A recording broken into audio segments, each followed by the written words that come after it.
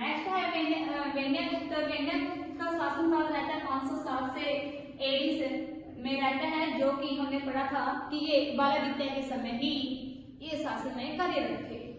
इनकी जानकारी हमें गुणेन्द्र ताम्रपत्र से मिलती है, और जो गुणेन्द्र ताम्रपत्र है ये वर्तमान के कोमल्य स्थान यानी कि बांग्लादेश से मिला है, और इसमें दो प्रांतीय शासकों का वर्णन मिलता है, एक था विजय सेन और दूसरा रुद्रदत्त के बारे में पता चलता है। इसकी नालंदा से मोहर मिली है जिसमें महाराजाधिराज अंकित है, और इसके जो स्वर्ण के सिक्के मिले इसमें मुख्य भाग पर एक चित्र अंकित था जिसमें वेन्यगुप्त को एक बाएं हाथ में धनुष और दाएं हाथ में बाण दिखाया गया, जबकि पृष्ठभाग पर कमलासन पर विराजमान लक्ष्मी की मूर्ति दिखाई गई।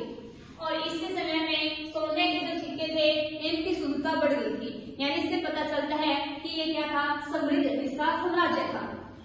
नेक्स्ट है कुमारगुप्त तृतीय, जिसका शासनकाल 530 से 543 एडी तक रहा, और ये नरसिंहगुप्त का उत्तराधिकारी था, और इसमें बिदरी और नालंदा लेखों से इसकी जानकारी मिलती है, जिसमें इसकी माता का नाम मित्र देवी बताया गया। इसमें दामोदरपुर के 5वें ताम्रपत्र में बताया गया कि किसी गुप्त शक्तिशाली शासक का वर्णन है, इसमें बकायदा नाम नहीं लिखा हुआ कि ये शक्तिशाली शासक कौन था, और इस शक्तिशाली शासक की उपाधियां थी परम भागवत, महाराजाधिराज और परम भट्टारक। इसके समय में सोने के सिक्कों पर इसका नाम परमादित्य लिखा गया, और इसके काल में सोने की जो शुद्धता थी वो उसमें भी गिरावट आई, और पतन यानी कि हम कह सकते हैं कि इसके समय लगभग जो गुप्त साम्राज्य था इसका पतन हो चुका था।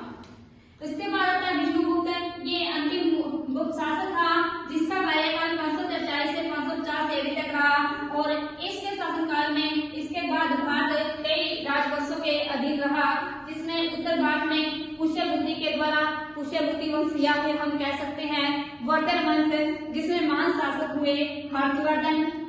वैसे तो राज्यवर्धन भी हुआ, लेकिन सबसे मैंने प्रभाकर या यहाँ पर इसमें